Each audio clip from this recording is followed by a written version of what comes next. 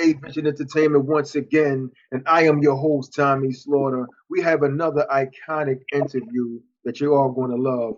We have the iconic, legendary, is all rolled up in one, iconic, legendary, the stars, Bloodstone. And they are Yeah, here. yes, sir. Yes, Donald sir. Brown, Tyrone, and we have Kevin. How you fellas doing? We doing great. Doing All great. is well. All is All well. is well.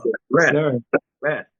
That's great. That's great, fellas. I'm glad you came onto the show because one thing I love is old classic. I love that old classic sound because Mhm. what I'm getting today, or what we get in today, is not that at all. So I love my old iconic classic music, man. I can go on, for days. And I'm only 49. I just turned 49, but my mother and my uncles and everybody was playing Oh Bloodstone. yeah. So, Mama so them that's know. yeah, I picked that up. So I thank y'all for coming on to the show. I really do. We Yep. thank you for having us, Thank sir. you for having us, man. Welcome, man. We have Bloodstone, formed in 1962, Kansas City. Bloodstone remains one of the soul music scene brightest and longest burning light. Bloodstone has been together for more than 4 decades, all the while performing with some of the R&B and pop music most renowned and revered artists. We have Mr. Donald Brown, Kansas City musician who joined legendary soul funk group Bloodstone in 2002, who has been with the group for over 23 years. We also have Mr. Kevin Owens, former background singer with Ray Goodman and Brown and Luther Vandross. Kevin has been with Bloodstone since February 2025. And last but not least, we have Mr. Tyrone Toomer, Bobby Womack and OJ's tribute. Tyrone has been with Bloodstone since July 2024. And that's group. They're here. We're going to have a good time. Fellas, we're going to do this. let's get it All on. right. Let's go. When I think of Bloodstone, there were a lot of his songs, which you all made. Songs like We Got a Long Way Back, Natural High, Go On and Cry, and How Does It Feel? Can you tell us about the formation of the band in the early days? In the early days, Bloodstone was a band. They were self-contained. They played their own instruments. We had Willis Draffen on lead and rhythm guitar, Charles Love on lead and rhythm guitar, Charles McCormick on bass guitar, Harry Williams on percussion, Roger Durham on percussion and vocals. And they made their own music. They did their thing. They created a lot. And we're just honored to be able to carry on the legacy of that good old school music. Wow, and that's wonderful. That's wonderful. Yeah. Because you can't get that sound today. Right. Everything is kind of gone. And also with Bloodstone, there's an album I think it's called Now. That's what I'm talking about. But it came out in 2008, right? Yes, sir. On Check It Records. That's there you it. go. Right there, right there. Right there. Yep. Can you take me back to that studio session, man? How was that recording that album? That studio session was done at Bibb Studios in Kansas City. The last 4 remaining members, Charles Love, Charles McCormick, Harry Williams, and myself, had the privilege of recording together. A lot of writers within the Bloodstone organization wrote all of those songs, recorded those songs, and those sessions were magical, man. It's the vintage Bloodstone, like most people have never heard it before, because a lot of these songs that are on this album, radio did not really go on them. So we really didn't get a lot of radio play. But it's some of the greatest work, as Charles Love told me. He said, this is some of the best work we've done so far. And he had, they've got a lot of albums, a lot of, their library is extensive. So, to say that I was part of that recording session, to be able to record with those guys, I learned a lot. We loved a lot. We laughed, we ate, we had great fun, and made magical music. Now that's what I'm talking about. Exactly. Yep. Yes, sir. For Mr. Kevin, right? And Mr. Tyrone, I'm gonna share this with you too. You can also answer this. What's the most challenging part of writing or recording a hit song, and what keeps you pushing through? Wow. So you want to start? I'll start. Well, actually, it's an inspiration that I get, I guess, just to get a message out. And I'm not so much of a writer. I'm more of a performer, type. A lot of people write all the time. Yeah. But with me, once I get that feeling, I'll put it down on paper, and then I'll reach out for those composers, musicians to help me make it. But it's just the inspiration to say something. If you have a message, um, that's where I get my inspiration from. Okay. It's For what you me, feel, what comes to you. similar to Kevin, I'm not a big writer, but sometimes you have thoughts in your mind of certain situations that may happen in life, things like that. And I look for someone that can finish my sentence. Wow. Uh, you know, um, and not only do that, but then it has to be put together in a way that I can feel it. If I wanted to say it, this is how I would say it, and I need you to interpret it that way. Wow. So it has to be a feel because you can write a song, but the music may not even fit. Everything has to come together. That's right. So I guess the challenge is finding writers or writing material that you get to be you and get to say it, express yourself the way you want. Wow. Wow. Yeah, like back in the day, where you remember, guys, either we sat around with someone with a guitar, right? Yeah. Or a keyboard. Remember them Yeah. days? And we would Yep. pick it out, boy, those were the days. Now Yeah. it's different. Now everybody's saying, I got a track. I got a track. You know what I'm saying? Then we end up putting words to it, probably. Yeah. Well, My experience was a little different because I was surrounded by legendary writers. These cats are ASCAP, BMI, writers, man. They've had awards. Charles Love, I call him Mr. Penmanship, because that cat could write a song. I'd be able to sit around and work with him from the start to the finish of some projects, because he would always kind of ask me, Brown, what do you think about this? Same way with Charles McCormick. Charles McCormick could take so many words and put all of those words in there and get them all in there.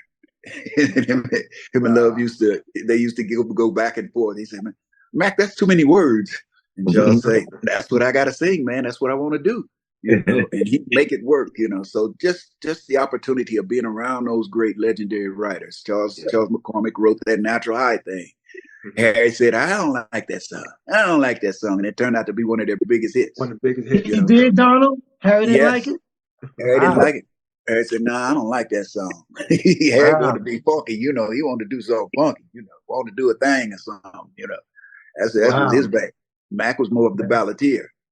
Okay. Love was an intellectual writer. And I cannot forget Willis Draffen, because Willis was one of the powerful writers in there that really didn't get the recognition like Charles and Charles.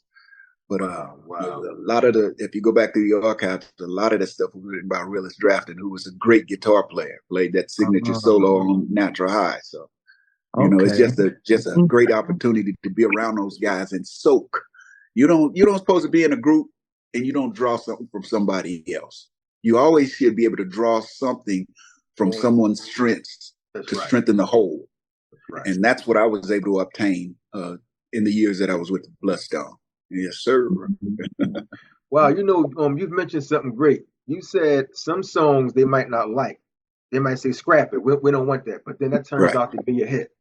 Yeah. Yep. How many songs, I'm not going to put it on a number, but do y'all have any songs that never made it, but it was nice, but the song just never came out? I know you have a bag of songs like that, right? Yes, sir. Yeah. Yes, sir. I'm sure. Yeah. You could look at that Ultimate Collection by Bloodstone, and there's songs on there that most people had never heard and didn't know Bloodstone sang it. Wow. But I think that's a good thing too, because you move through generations that way. You get a a group of folks that you're diehard fans. They've been there with you through the whole thing, right. And then you get their kids, like you were saying earlier. You know, mom and daddy knew the songs, and I just kind of soaked it up too. So you get that generational thing going on, and for songs that have never been heard, you spoke about. That's what I'm talking about. Right. When there, it's called Fly Away. That's right. There you go. It's a little blurry. Another album that people had not ever even heard before. A lot of these songs on this particular record, a lot of people hadn't heard before. You know, but it's vintage Bloodstone. Vintage Bloodstone. It takes you back. We're talking about the 70s and the 80s, early 80s. Wow. Well, what are the biggest highlights of your career thus far? My biggest highlight is performing with these guys. That's my biggest highlight. It's because it's more than just performing. It's like family, you know. Yeah. My dad used to say that your closest friends is not the person that you talk to every day or around. It has to be the person you talk to every day or whatever. It's hard to describe, man. It's throughout the whole organization, everybody, you know. It's an instant love type thing. So it's enjoyable to hit the stage. It's really enjoyable. Yeah, it is. Yeah, for me. Big highlights, Kevin. My big highlights is meeting cats like you, Tyrone. Oh man, Kevin Owen. You know, y'all are outstanding artists within your own right, and not only just you guys, but to meet the Temptations, to meet the OJs, to meet this one, that one, the other, the music that you grew up on. Yeah, and then just rubbing elbows with those guys backstage, getting to know them and becoming friends with them. You know, it's just that's a rush for me. You know, I'd be a little starstruck sometime. I go back and say, they don't know who I am. You know, they know Mac and Harry and Charles, but they know who I was. I'd be the one go knock on their dressing room, do. At the Dales, Marvin them. I'd walk in, kick the door in, Johnny them. Hey, come on in here, young blood. Dales, you know. They got to meet those guys. It's real. It feels sometimes because I'm like, is that really the person I used to listen to all the time? I mean, sometimes you got to catch yourself. That's right. Yeah. I do that too. You know, Tyrone, I do that. My biggest highlight, of course, was Luther Vandross. You know, that was great. Ray Goodman Brown, another big highlight. And then again, Bloodstone. Like Tyrone said, since the first day that I got with these brothers, it's been like family. When me, Donald, and Tyrone, that first show around Valentine's Day, I was blown away because, you know, being with so many situations, we know sometimes it don't gel like that. There's always some knucklehead. There's always some negative, but I haven't found it here yet. I haven't found that. Even the administrator, Miss Karen Corbin, beautiful person. Everybody loves Karen. You can say her name in the industry. Oh, I know Karen. Oh, she's beautiful. You know, so it is like that. You know, but it's all been a highlight. And like Tyrone said, it was when growing up, a lot of times it's surreal to me that the same groups, Tyrone and Donald, the Bloodstone, Delphonics, Stylistics, Temptations, these are all our friends now. And, you know, that part of it blows my mind. I never take it for granted. And I'm always just so, you know, thankful to have, you know, God bless me with a life like this. Oh, yeah. Wow. I'm sorry that the ambulance going by. You know. We didn't hear nothing. We ain't in it. We ain't in it. It ain't coming for us. We have to pray for whoever's going for. That's right. Yeah, okay. It's just the noise. But you know, another question I always wanted to know about a group and just about an artist, period, is that out of all of the shows, we taking it back to the 80s. or maybe the 70s coming up. And Mr. Tyrone and Kevin, you guys been in groups anyway. You've been doing music for a while too. And this is for everybody. How do you go through all of these, the shows, dealing with people, you singing all these other artists, and sometimes you do shows back to back. Groups do shows like back to back, back to back. How do you keep your sanity and how do you take care of yourself mentally through all of that stuff? Wow. Well, I say for me, I enjoy the ride. I don't mind the back to back. We must take care of our voices. We have to be disciplined because otherwise you won't be able to meet the task. So it's a discipline in your life as an entertainer, especially as a singer like us. You hear people hanging out all night, trying to get every girl they can find. Them guys don't last long, you know, so, but I find it as a challenge, but it's something that I want to look forward to doing and just be ready to do it. Okay. For me, I look at this was always my dream as a young kid growing up. Okay. So sometimes it can get stressful, okay? But I constantly remind myself how lucky I am. Right. And that there's so many people that wish they were where I am. It could be worse. And you always have the option to just bow out if you want to. But that keeps me going is that I'm finally doing what I wanted to do. It's like your dream is coming true. And you just adjust. You make all the adjustments. It changes you as a person. It changes how you carry yourself because you're in the public eye. You don't know who's going to see you. I get it all the time. Now, you also went, oh, hey, man, you sing with Bloodstone. So it changes you as a person for good. And you have to just embrace it, man, and just say, you know what? I am very fortunate and very lucky. Man. That keeps me going. So the crowd, the webs, the autographs, and the backstage, and that don't bother me not one bit. I love it. Just kind of piggyback off of what the guys are saying. I like to shoot stuff out for young and upcoming artists. The grind is real. The grind is real. Sometimes it is back to back. Sometimes it is 2 a night, Right. But you have to keep in mind, young artists, that this is a business. They call it show business. And you got to be taking care of business. That's why I was telling you earlier, Tommy, whenever I land somewhere, I go outside. And the first thing I do is I go outside and feel the air so that my body can acclimate to that climate. So those are little nuggets, little nuggets that I've learned over the years that help me to stay consistent and stay. But mainly, the main one thing, you got to love what you do. You got to love it, and the love for it keeps you going. That keeps your sanity. That keeps you sharp. So it's a love and it's business that we have to be mindful of for what we do in order to be able to do it successfully. And I'm gonna tell you, Tommy, that people don't think about it, but all the work is before the show.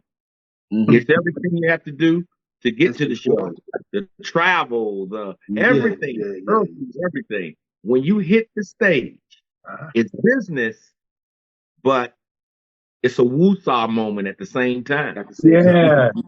I like that, Tyrone. You said that. We're having fun. We're having fun. Wow. Yeah. That's what it is.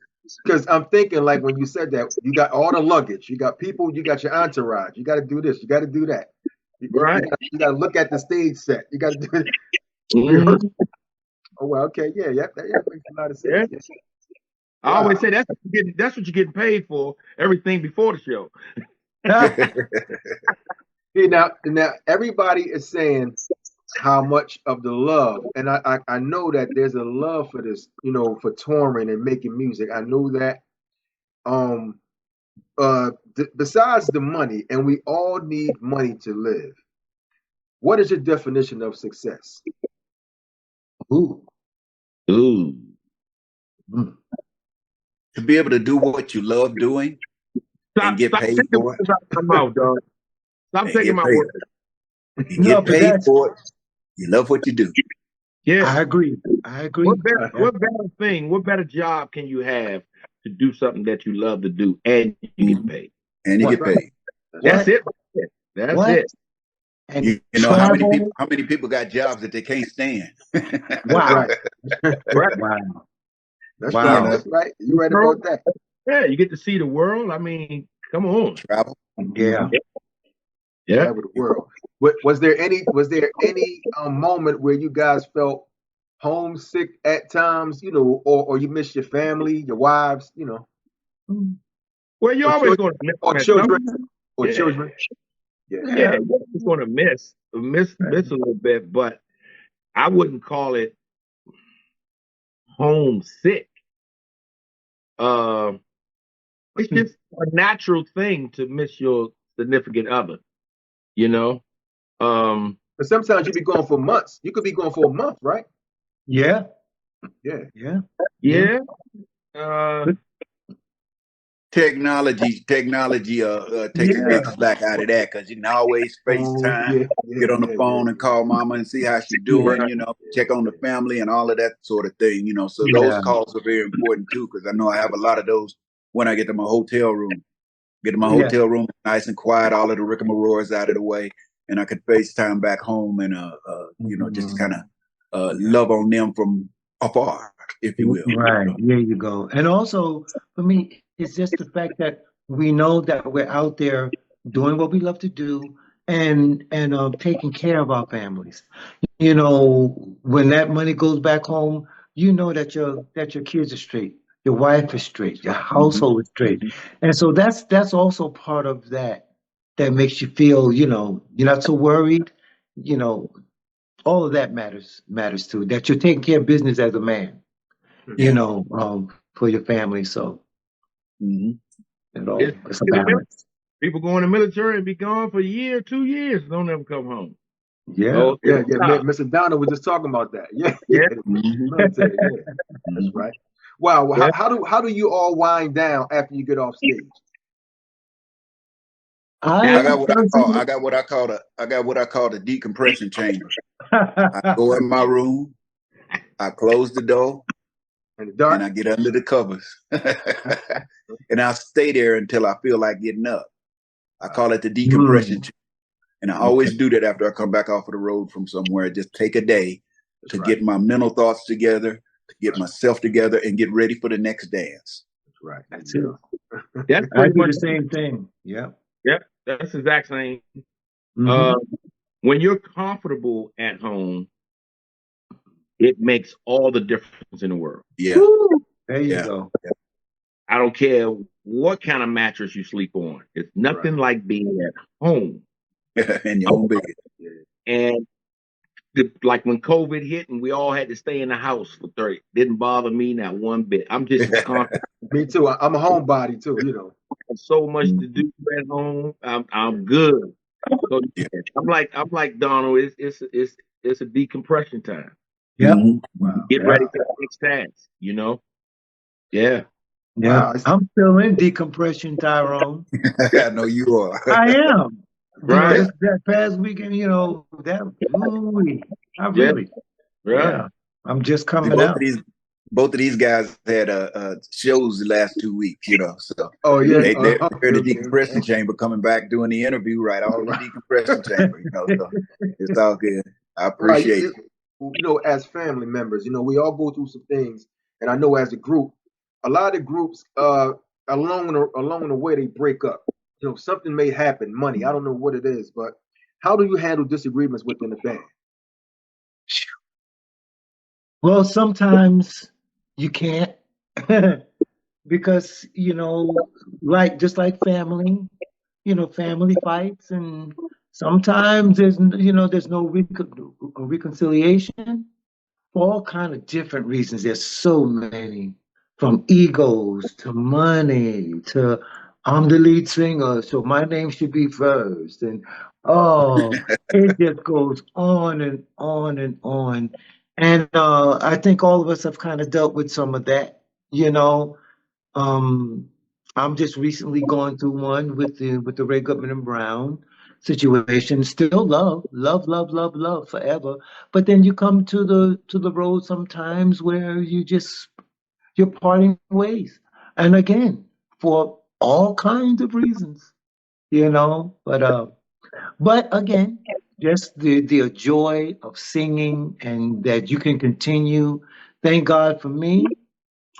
These brothers showed up. You know what I'm saying? Just as all of that was going on, then here comes a call from Miss Corbin. And I talked to Donald. And it's like, so God had me transition from one, right into the Place to next. another. Yeah. Yeah. Hmm.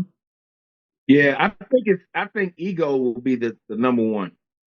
Yeah. So the ego can apply in so many different situations. Yeah.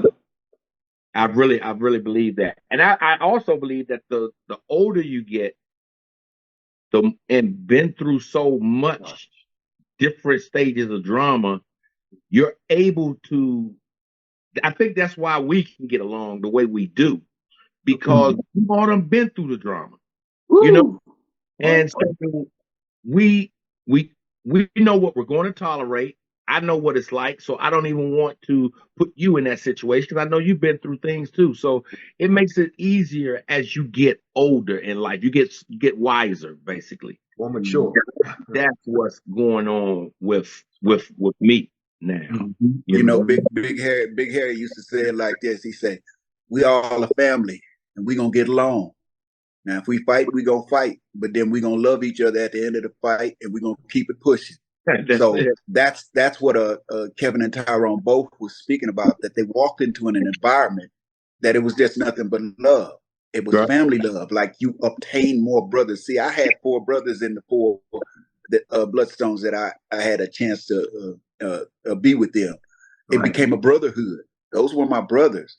And as they transitioned on and the Lord called them home, then the Lord was in control. And he blessed me with more brothers. These cats are like my brothers to me now. I call them and holler at them. They be like, "Look, man, I got to go. I ain't got time to be talking on the phone. I got stuff to do. I ain't got time." But I love them like that, man. They my brothers, man. I appreciate them. I told them both, man, hey, man, this is us. We're doing this now. So let's, anything that comes along that's negative and all of that kind of stuff, we all know what it is. That's right. Let's let that come off our back like water off a duck, and let's keep it moving, baby. Hey, yes, sir. That's the kind of environment that Kevin and Tyrone have come into, and they're seeing it. Yeah. They're seeing the love. That's just a leftover from resonance of the original Bloodstone. The way those cats were, we were all like brothers. Yep, love them all. Great. I'm gonna try to continue on also. And I have to say, Donald is holding the torch really high. He's representing. I thought Harry and Charles and all those, they'd be definitely proud. The way that he's continuing with class and integrity. And all of that, and love. Leadership. Yes, sir. He's doing it well. Yeah. Wow. And what are some of your favorite memories from past performances or rehearsals? Boy, I wish I could. I said I need a camera crew just to follow me on the road. Because some of the things that you experience on the road, writers cannot write it. Wow. It just happens. It's spontaneity. Harry Williams was the king of that thing. He was the king of those one-liners. Just tear up the room with something he say, on a situation that came about, And there are some stories that I could probably tell you, that your listeners would probably love to hear, but I ain't gonna go there because some of them got a rough for. And there was some rough cats, man. They were good though, man. Great experience, man. I wouldn't trade it for the world. Yeah, and on the road, Donald, like you said, there was it was a rough room to be in. Yeah. Right? Oh yeah. Rough room. Wow. Beautiful. So I can't get that special what happened to them, in rehearsals or on the road. What time you talk about coming to Philly, you might get a little piece of it when you get there. You might get a little bit of it when you get to Philly. He said he's coming to Philly, y'all, coming backstage. So you ain't no telling what you might walk into. Wow. Yeah, that's right. I'm I in told you, Philly writers now. can't write it. Writers can't write it. Wow. So it was a lot, right? Yeah, that part. What are some okay? Being as though you guys like iconics, man, in the game and legends, you have been around. But in the beginning, I hear a lot of stories about what the labels did, what they did to this person. What challenges have you faced throughout your career, like going through these different labels or trying to put out music? I think I could only speak for, situations with me. The thing I think that was hardest for me was that getting radio to go on new music. Okay. Are we still on? Yeah, we're still on. Okay. Yeah, getting radio to go on new music. That's why I say I got 2 albums sitting here that the general public probably have never heard before and would love it if they could hear it. But it's so hard to get around. We go a long way back. It's so hard to get around Natural High. It's so hard to get around Stronger and all of the songs that are in the Bloodstone archives. And they've got enough music to where they feel like they don't need no more new music. I've seen groups put out new music and you were lucky if you heard it. But for the most part, radio, I don't know what it is about radio, but they just stick to the old script. I guess they figure if it ain't broke, don't fix it, But it's a lot of good music out there from a lot of groups that have been done recently. That we are performing here. Because you had to count. You almost had to be at the right place at the right time. And you almost had to know the certain person or people to even get your music played. I mean, yes, sir. Yeah, so it's almost like the luck of a draw, Yeah. Yeah, and I think that's the hardest part for new music being put out is being at the right place, right time, getting the right connect to have the music played. Because you hear a lot of stuff on the radio, and you like, that's a hit. Yeah. Yeah. But a lot of them guys, they pay those radio disc jockeys. I was getting ready to say now. Me too. I was getting ready to do that. If you got the right cash. That's right. Yeah. That's what they do. And I'm almost through. It's okay. If you can change one thing about the music industry, what would it be? Whoa. That they treat artists fair at the label. Make the numbers right. That's what I can say. That's what I would say. Wow. Yeah. Because everything else for me is nothing but fun and games. Yeah. It's the music today has gone to independency. So a lot of artists are doing their music themselves. And to make it right, then the legal side of it has to be right too, so that you get the proper dues for any music that you may put out nowadays. Because like I say, it's not the big record company anymore. It's all independent. People are putting their stuff out on YouTube. They're putting it out on this format, that format, and the music is getting out there. Just make sure that they get their monies. Get your coins. Get your coins. Get your coins. Yeah. I think for me it would be. I want to hear vocalists sing. If I would get rid of, even though I know that's the era now, but I would get rid of all the enhancement to make you do this and sound like that and this. I like the rawness. I miss the rawness of it. Right. Pure. And I just wish that was more of a factor now. Okay. Yeah, you got AI. Auto-tune AI. The technology. It is what it is. But when you are coming raw, and your raw talent versus a computer, right? But a computer gets the Grammy. What? Stop it! Stop, Tyrone.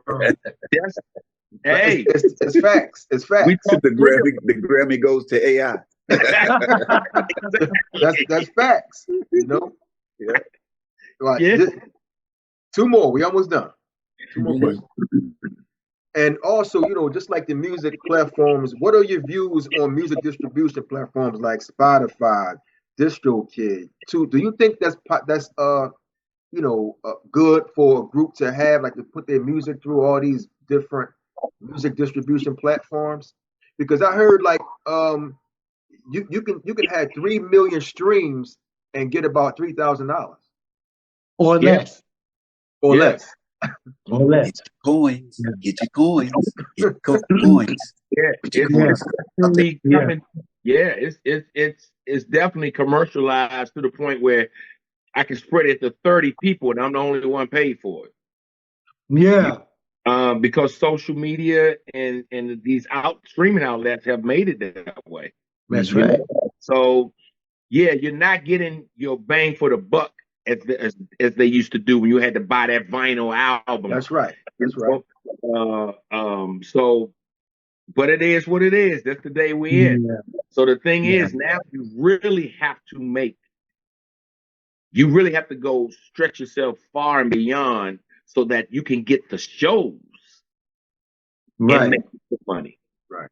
Because That's right. if you had to count just on streaming, man, we all be talking to you in the same house. Mm-hmm. And you know, Tyrone, on that note, you absolutely, when we get the live dates, Yeah.